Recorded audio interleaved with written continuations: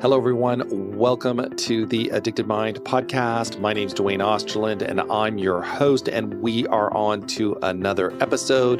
Today, I welcome back Gigi Langer. Gigi is the author of the award-winning book, 50 Ways to Worry Less Now, and is out with her new recent book, Love More Now. She has 37 years of sobriety and holds a PhD from Stanford University. Gigi is going to share her story of how she overcame worry, alcoholism, codependency, sex addiction, trauma to discover love at the center. Drawing on her ideas from A Course in Miracles, the 12 Steps, and positive psychology, Gigi shows you how to become a loving, open-hearted person with firm boundaries. I love talking with Gigi. She is just so open about her story. She lays it all out on the table, and at the same time is filled with so much hope and possibility. And you can see that with hard work on recovery, you can really create the life that you want, that's meaningful to you and purposeful. And Gigi lays that all out. And I just love talking with Gigi and absorbing her positive energy. So I hope you enjoy this episode as well and get a lot out of it. And if you're enjoying the Addicted Mind podcast, please rate and review us in iTunes. That really does help the podcast get found, and I really do appreciate it. It means a lot for me to read those reviews and see that the Addicted Mind podcast is having a positive impact on so many people. And you can follow us on Instagram. Check us out at Addicted Mind Podcast. All right, everyone, let's start this episode. Well, welcome, Gigi Langer. Thank you so much. We had some technical difficulties getting this podcast started, and I'm excited that we're here. I'm excited that you're back to the Addicted Mind podcast. You've been here before and talking about your last book, 50 Ways to Worry Less Now, and you have a recent book out, Love More Now. And so we're going to talk about those things. We're going to talk about your story. And I'm just excited that you stuck with me through all the technical difficulties we had. For some reason, technology wasn't cooperating with us, but we're here now. So Gigi, introduce yourself and let's jump in. Hi, I'm Gigi, and I am an author and a person in long-term recovery. And I live here in Naples, Florida now, but I'm originally from the Midwest, Chicago, and the Detroit area. So I'm really happy to be here too. And I had an equal part in the technical difficulties last time. So, but it's determination, right? It's determination right. to do it and not give up, and that's what we did. So here we are. We're recording. We got it going. So I think you have such a powerful story and a lot of insight. And so let's start to talk about that and just give us kind of an update. And so people who haven't heard the other episode, which I would encourage them to listen to as well, but let's give a story for people now and kind of give context to all of this. Okay, thank you. Well, I said I'm in long-term sobriety, and I really am so grateful that I haven't had a drink since January 11th, 1986. Wow. It was a rough road getting there, although I didn't lose as many things as many people do. My main consequence was serial divorces and relationship failure. All right. So I was one of those people who thought that my worth was nothing, youngest in an alcoholic family, became the little performer, always pretending to be, pretending so that I could be liked, just right. Watching what other people did and doing that. And so one of the areas I did start to excel in was learning. And so I did real well in school, and the other kids in my family had not done as well. So I became the little smarty. So my worth, in a sense, became achieving in school settings. Then I discovered boys. Then my worth became the man or the boy. And I also grew up with that dream that, if you play all the cards right, you'll be happily married with 2 children and the picket fence and so on. Right. Because I grew up, in the 50s and 60s. And interestingly, I didn't use alcohol or drugs for a long time in my adulthood. I had occasional episodes in college where I had too much to drink and I got sick. But before that, I would go home with my boyfriend's fraternity brother, something really, stupid. Right. But, very occasional. So it was like, oh, and then after college, I pretty much was with fairly straight people. But the problem was I got married and then it didn't work. It turned out that husband had children and they came. I knew that, but I didn't know they were going to come and live with us. So, I became a stepmother early on at like 23, and I just was not emotionally equipped and I had no idea. Yeah. And I only lasted about a year. Later, that man acknowledged that he was gay, which good for him and good thing I left, Yeah. So yeah, wow. Okay. Then that was the first kind of crash and burn that, the formula wasn't working. And so that summer, I was so discouraged that the dream had been smashed that's when I discovered, marijuana and had my wild summer of 1973 and promiscuity, because that was just coming into fashion, right? The woman, right? Yeah, and so I had my wild times, and then I met a fairly much older man, and he wasn't into drugs and alcohol either. So we got married and we had a lot of international travel. And that's when occasionally at the exact wrong time, I would get drunk and be, slobbering all over his boss or something. And then he traveled a lot. So we lived in these fancy places, and one of them was Hawaii. And I ended up discovering marijuana and how great it was for killing the pain, emotional pain. So then, that went on for a while. Then there was another man. That man I didn't marry, but we decided that it would be good for me to go to grad school. I didn't know what else to do. So I end up at Stanford University working on a PhD in educational studies and psychology, because I was really interested I had been a teacher, what makes people become good teachers. And well, little did I know, I ended up with all these really smart people in my program. And all of a sudden, I was like, the first test I took, I failed. It was, I had to take all these statistics courses, and I had been like a Spanish literature major, but fortunately I had a little bit of math aptitude. The upshot was I was a bundle of nerves the whole time. So quickly I found a boyfriend who grew his own marijuana.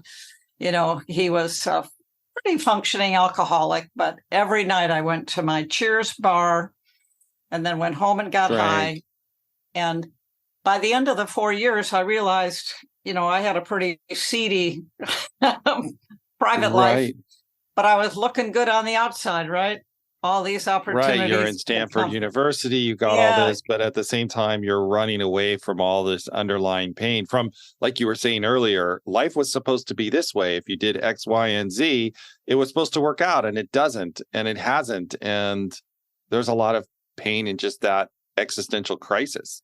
Exactly. And having relationships fail, I was the one who left usually because I was addicted to romantic love and I made the man my higher power. And so after I could pretend and sort of keep the love buzz going for about 3 or 4 years, and then I'd get bored and leave and find the next one. So that happened at Stanford. Also, I met a guy from Michigan who was not much older than I was. All the other boyfriends, live-ins, husbands had been quite a bit older. Mm-hmm. And came to Michigan, married him within 6 months, have no connections for marijuana. He's a pretty straight guy, but he travels. So within 9 months of marrying my third husband, I'm going out to bars, picking up men, going home with them, and smoking dope and driving home drunk and lying. Wow. This is when I said, there's something wrong with this picture, and went running to a psychologist. Wow. So And you started to realize like, wait a minute. This pattern is just repeating. I'm still miserable. I would imagine kind of maybe depressed and like kind of in a dark internal space, even though externally everything looks okay. But exactly. yeah, I wow. was, I couldn't understand why I couldn't be happy, I just couldn't everything was too scary. And also the stress, because now I had a position at a local university and I was trying to live up to this Stanford thing. It was hell. And that went on for well, it had been going on for a couple of years. Then I went to see the psychologist, and then he said, "Well, you're in the early stages of alcoholism." And I said, "Oh, that can't be too bad." And then he I'm said, in the early stages. Good. "Yeah." He said, "Given your family history and everything," he said, "why don't you try having 2 drinks? No more, no less." And so I did that experiment. I stayed in therapy with him. I did that experiment for 6 months. And what I discovered was sometimes I'd have the first drink and then the second and the third and the fourth and close down the bar and go home with some stranger. And other times I'd have 1 or 2 drinks and stop. And I never could predict which it would be. And so I came to the conclusion that if I put 1 drink in my body, I mean, the last one was really awful. My husband wasn't even out of town. I called and lied to him, took off my wedding ring, hid it somewhere, couldn't remember where it was. All this, wow. all these lies, all this, and it just hit me.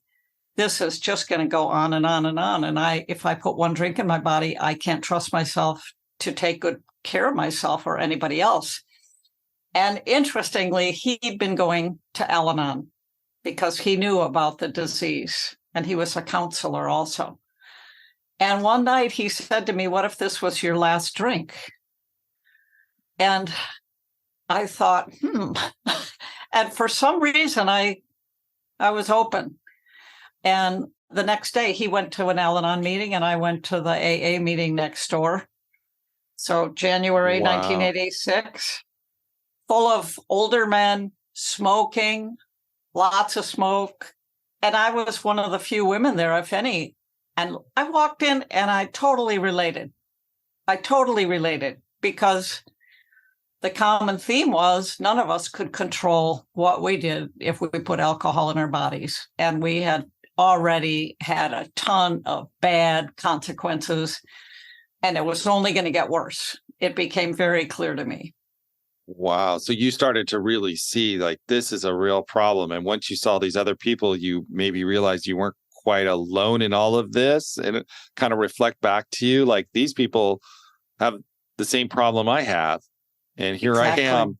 I'm addicted to alcohol. I'm addicted to love. I'm addicted to sex. I'm just escaping and avoiding all of my pain. And I don't even, in a way, realize it, I guess, until this I think moment. You're right.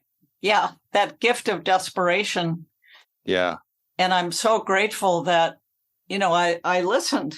I guess the emotional pain was just too much. The emotional pain was just too much. And the shame and grossing myself out. And so it was a huge relief to hear people talking about how there was a solution. Yeah. And the next day I went to a women's meeting. And one of the women I met there, I still see at meetings, which was really wonderful. But it started to sink in.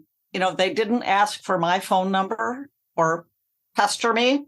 It wasn't like the other groups where I tried to become a Christian and they all wanted, they would all right pursue me.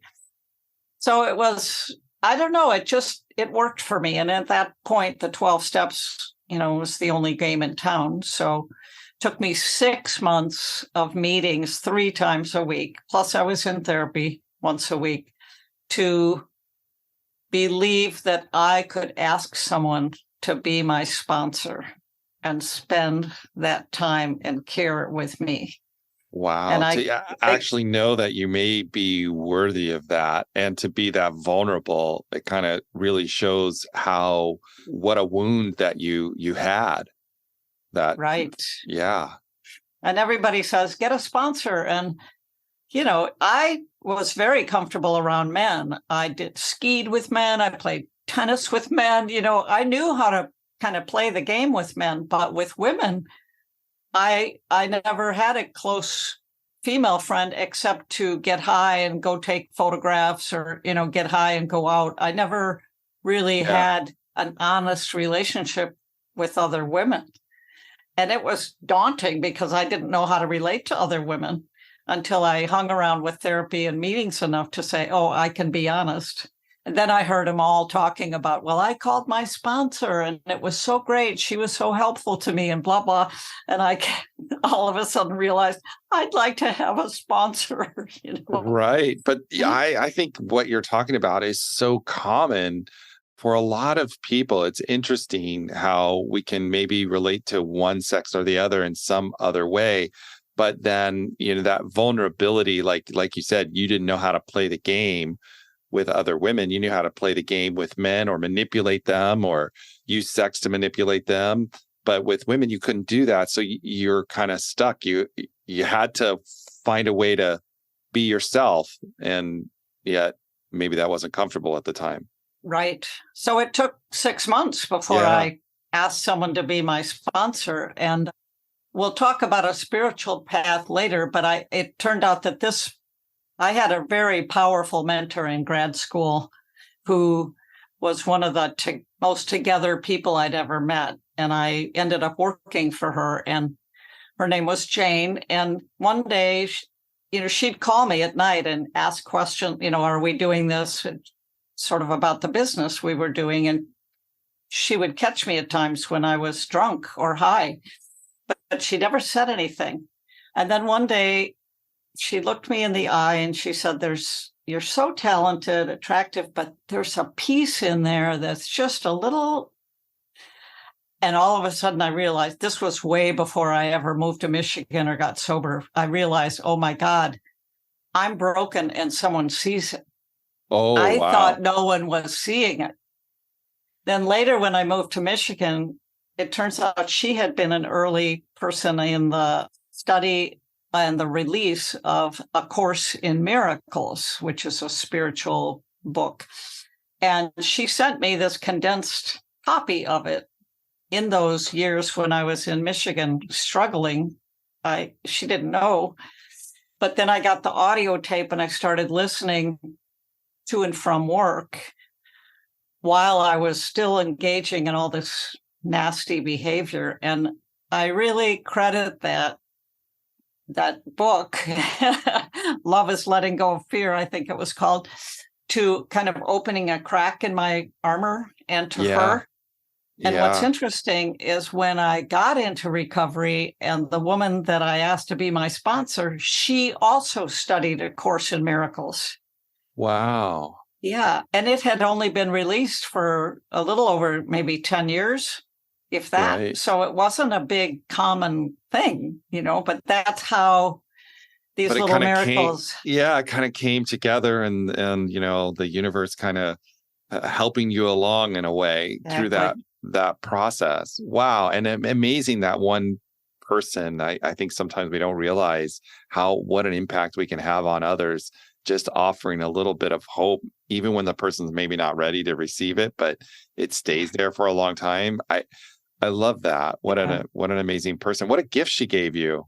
She really did. Yes, I love her deeply. And I stayed in contact with her. So she's no longer with us on this earth, but she knew your story, and she was able to hear your story and hear you. Oh, yeah. We stayed in contact. We went actually together to A Course in Miracles has a related program called Attitudinal Healing that a psychiatrist, I think he was, Jerry Jampolsky. That was the book that I got, was by him, because it's a very simplified version of A Course in Miracles. And he was applying those principles with young people who were facing death and dying and their families and using those principles. So Jane and I went to the training in California to become facilitators for those attitudinal healing groups, which are all over the world, by the way. And recently in my blog, I've been summarizing their 12 principles. So It's Yeah, So, it was meant to be. yeah, so let's talk a little bit about moving from this space, the space that you were in where it's kind of very, very dark to the space you are now, this in between. And I know there's a lot there, it doesn't happen Yeah, overnight, but I think it's important for people maybe who are struggling to kind of realize like this is a journey, a process. And I would love to kind of get those in between steps to sure, talk sure. about them and then get to the point where you're writing your own book helping people. So let's go on that journey a little bit. Okay. Well, the 12 Steps was the only show in town. I still was in therapy. So I stayed in my third marriage for a year, just like people suggested.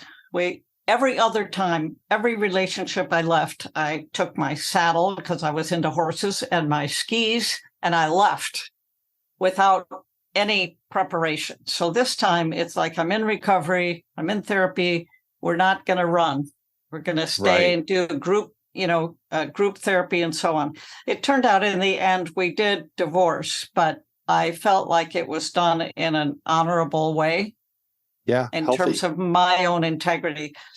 I lived alone for the first time ever. I bought my own little house and I started having female friends. My sponsor, she had home meetings, so we would go to a different woman's. I mean, I went to the regular scheduled meetings, but we also had this group that met once a month at a different woman's house, and we would have our chit chat and order a pizza, and then have a meeting, and then have dessert and coffee. So that group started meeting in 1987. And we're Wow. still meeting every month, but now we're on Zoom. Oh, that's So, amazing. What bonds you well, make. yes. And that is what we don't have in the beginning. We only have these fake relationships where we're pretending to be somebody and terrified that if people knew who we really were, they'd run away. And Yeah. so for me, a lot of the growth in the program came from having women around me who liked me exactly as I was, with whom I could share my difficulties. I could hear them, and they were farther down the road than I was. They didn't push any kind of spiritual anything with me, except that I needed a power bigger than my own fear and self-destructive habits, which I could buy. Yeah. Yeah. But one of the things I wrote about in Worry Less Now, the first one, was the layers of healing. So the journey, I think, is trusting. And when we say the third step prayer, that, there's a power greater than ourselves, and that, the second, that it can restore us to sanity, and that I'm going to, trust the care of this power some people think of it as a contract. Like when we do the third step, I decide that my journey in recovery is going to be directed by this caring, loving force, this higher power. And I say that because I think some people are afraid if I get sober and I know all this stuff underneath is sitting there, this gunk and this shame, and if I tear the Band-Aid off, it's going to come rushing out and overwhelm me, and I'll go crazy, or I'll discover that I have been crazy the whole time. I think that's a fear that keeps a lot of us away from therapy and recovery. Yeah, absolutely. And so the reason I wrote this journey in chapter 5 of Worry Less Now was because this higher power regulates the pace of our healing in such an amazing way. I mean, at first, just getting sober is a huge thing, right? So that was layer one, looking at making a man my higher power, looking at my perfectionism and, relying on my achievements to give me a feeling of worth. And pretty quickly at that layer, I realized that my worth has to be established by God and not by anything I do. And I started to warm up to the use of the word God. I wasn't crazy about it, but when they said it was a group of drunks or good orderly direction, and they weren't forcing me to define it, I was okay. And it was working. I wasn't drinking and I wasn't sleeping around, Yeah. And I had healthy female friends. So that was the first layer. And then I don't know how soon after, maybe a year or two, I heard people talking about adult children of alcoholics. I went on a trip with my parents and they started saying, oh, yeah, he was an alcoholic and that person was an alcoholic. I had no idea. Wow. And so, my father was at the bar a lot of nights and my mother was at home worried. And she didn't drink alone, but if they ever drank together, there were things thrown across the room and very terrifying. And I was the littlest. And, so when I went to the adult children of alcoholics meetings and they read those characteristics of children who grow up in those families, it terrified me. I thought, geez, I check.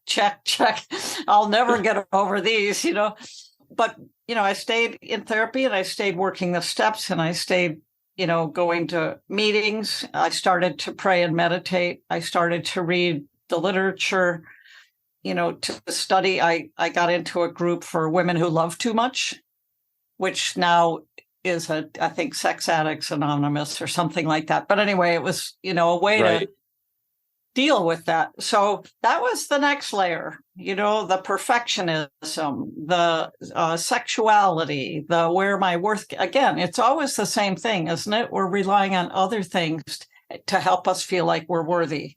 Yeah. Which is just so simple, right? One person said in a meeting, I know two things. There's a God or a higher power or a force for good in my life. And I'm not it. Right. I'm not the source. So I started surrendering the fact that things that weren't working out in my life, I had a lot of job pressure. I had become an assistant professor by then. Well, then it was the workaholism and the stress. And I didn't have alcohol or drugs or sex to deal with those. Yeah, to cope with that. So it's like you're kind of pulling a layer off at a time. And I think that's so important for people to understand. It's like we don't just click our fingers and boom, we're here, we're healed or whatever. It's this journey that we have to just accept we're part of. Exactly. And what really helped me with all of that adult child and perfectionism and stress was Ernie Larson wrote a book in the 80s. I think it was Stage 2 Relationships. Stage 1 being getting sober, Stage 2 learning how to live, right? Yeah. And he laid out these, and I put these in this latest book because I think they're so valuable, these patterns that we've learned to cope. One of mine, of course, was the perfectionism and all those coping strategies that were just not working. Workaholism, people pleasing, didn't know how to say no to my boss. Yeah. Caretaking, putting others ahead of me. All those things started coming up. And it's interesting when we're in recovery, we have a posse of women, healthy women around me. These lessons come up where you can't deal with something. It's not like these things happen. And that's part of how I wrote the first book was, okay, here's the situation that got my ass in a sling, Right. And here are the tools and the things that I eventually discovered that helped me through it. And then here's how to use the tools. So because I'm a person who hates emotional pain, and because my higher power knew I was a hard worker at recovery, I kept getting these wonderful tools that would fly in. Someone would run across a parking lot and tell me about a book that they had just read that they thought I'd love, and then wow. 2 other people mention the same book in the same month, right? So, I go, all right, I'll read it, It's crazy how some of these pieces start to fall into place as we gain that openness to listen. Mm-hmm.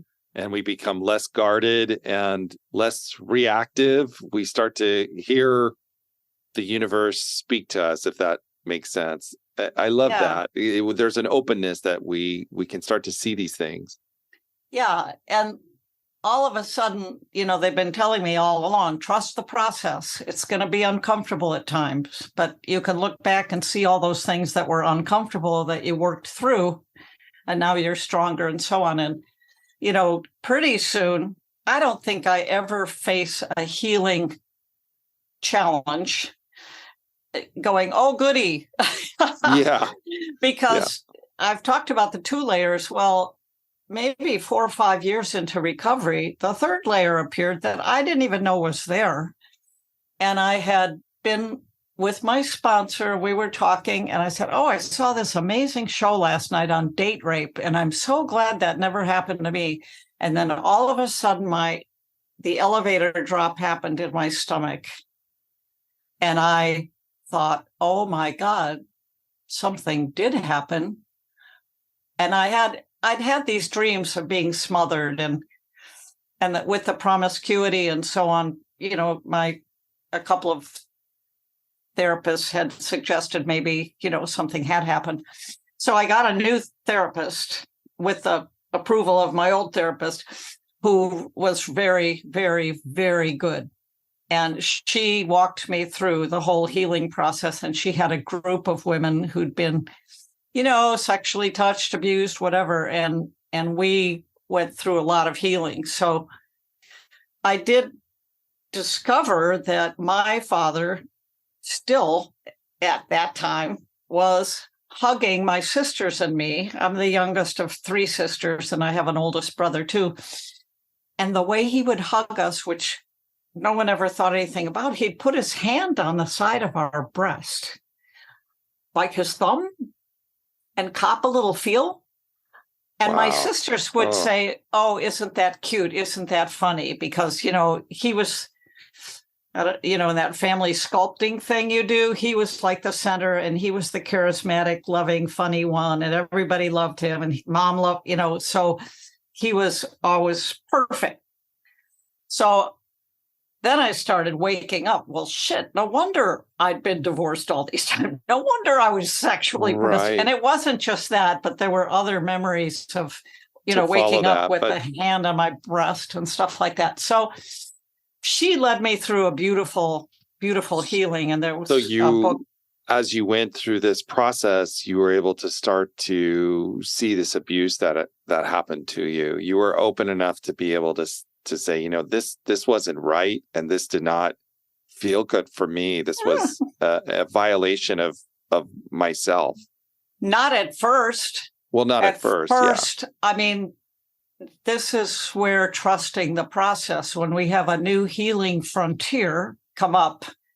And I really believe that the whole journey is about removing the barriers. And this is more what the second book is about, removing the barriers that have closed our hearts and made us closed-hearted, afraid, grasping, unable to give and receive love. And I really believe our journey here is to open our hearts to be more giving and loving with boundaries, and, to remove the barriers. So if you think of each of those layers of removing the alcoholism, which kept me bitter, and removing the perfectionism, which kept, and then removing this. But it's not fun when we first see these things. It's shocking, very shocking. And that was a really hard thing. One of the books about sexual touching and so on suggested, and this was really helpful, that I did not have to discover the exact moment or event or who or what or why, which is what a lot of people want to do, because somehow, that analytic mind, if we can figure it out, we can fix it. Well, we can never go back, right? Right. So the approach that we had was to heal all the feelings around it, So I wrote and rage. I finally got in touch with my anger about lacking power, right? Yeah. People walking all over me. And I wrote the angry letter that I never mailed to my father and let it rip. And I read it with my group, and we did. And finally, And this was one of the hardest things I ever did. Thank God my father was still alive. I went home for Thanksgiving. I had written him ahead of time and asked if I could have some of his time. And we got it in a room alone. I left the door open. And I said, when you hug me and touch me in that way, it makes me really uncomfortable and I'd like you to stop. And he said, oh, okay. And he never did it again. Wow. So it wasn't about some cataclysmic thing about blaming them. And it's not where the healing came. The healing came in me claiming the power to set the boundary. You took your power back. Yeah. Yeah, it was. And, you wouldn't think that would be a hard thing to do, but boy, that's a tough thing. And then, oh, yeah. Yeah. And then we learned to say no in other cases, like when my boss at work was having me take on extra responsibilities. I finally kind of worked that through with my steps and my sponsor, my therapist, and then said, here's what I would like in compensation time for doing this extra work. I was able to do that, claim my power. Wow. So, what a journey that you've been through to, from getting sober to learning how to live, to let go of perfectionism, like you said, and then learning how to live and have your power and own your life and be in the driver's seat in a way, now you're in the driver's seat of your life. And that's a good place to be. Exactly. And here's what happened with relationships. I stayed out of a relationship for my first year. My husband and I got a divorce. Very easy. Shortly after that, I hurt my back. There was a lot of physical pain in my early sobriety, and I think that helped me surrender because I could do nothing about it. But right. Anyway, I'd hurt my back. I went to a meeting. This man offered me his chair. And then a bunch of us went out for coffee afterwards. And I really thought this guy was nice. So I gave him my phone number. And then for the first time in my life, I went really slowly. I stayed hanging in with my girlfriends. I kept up my program. I kept up my therapy. I only allowed myself to see him twice a week because with my former addiction, I would crawl in the man's back pocket and live my life from there, right? Yeah. Make him the higher power. And I didn't do any of those things. I was terrified because I felt myself falling in love with this man, and I had such a horrible track record. But with all the healing and the therapy, we did get married, and we've been married for 33 years, I think. Wow, that is awesome. And I don't know if my higher power said, well, here's a woman who really needs a man who's kind of solid and easy to live with. And he's a wonderful guy. And I'm very, very happily married and happy with him. So the story has, for those who are looking for the relationship miracles, they do can happen. Yeah. With a lot of work, like what you said, though, but you invested in this and you worked on this and it didn't just happen. I mean, part of it is you creating the space for it to happen. I think, right.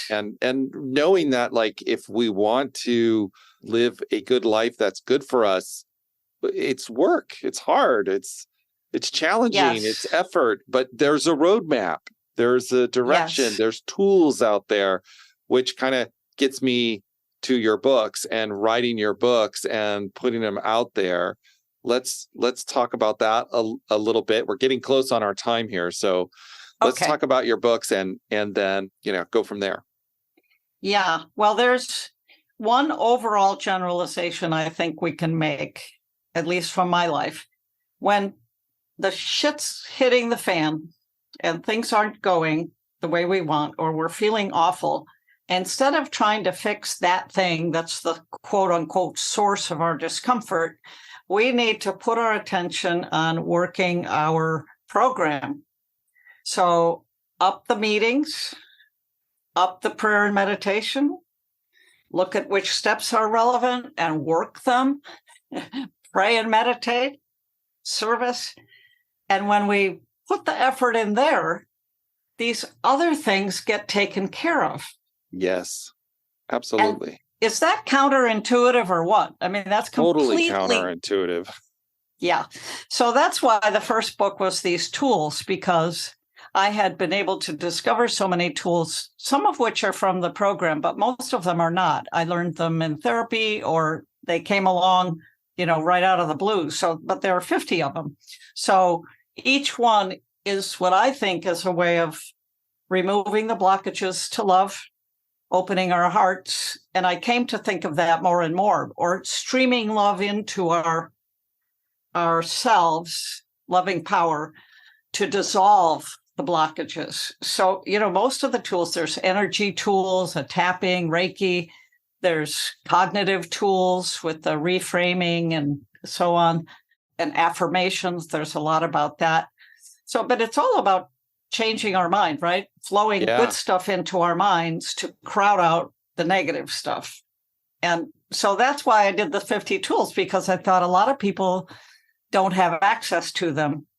A lot of therapists are using 50 Ways to Worry Less now because it has very specific directions for a lot of tools. So you don't have to take your time in the office to explain it to the client. It's just look on page, It's very practical, which I really like. It's like, this is action you can take now, right? Yeah. This is something you can do right now. Yeah.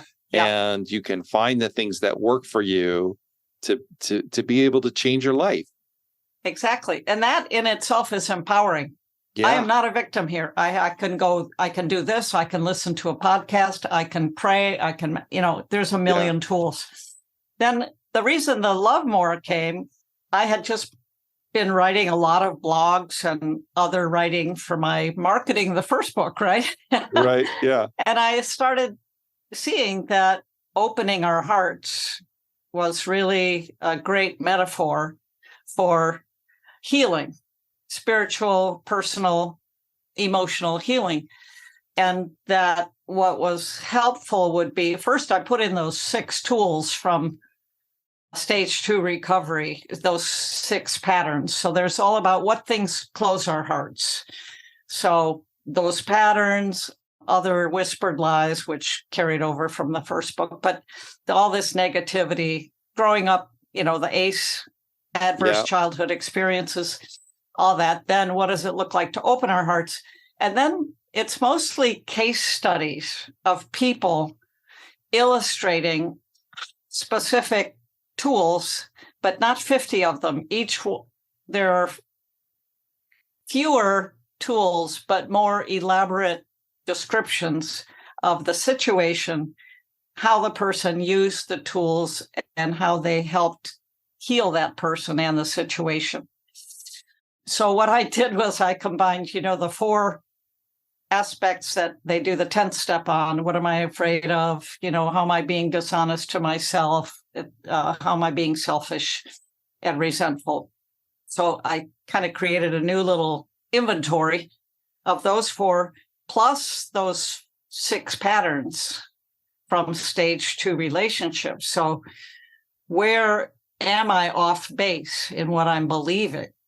And then so almost like a roadmap to kind of walk you through this process, and you can kind of see where you're stuck and where it's not working. And here's some tools that can help you move through that process, and you can see an example of it, which I think is really, really helpful.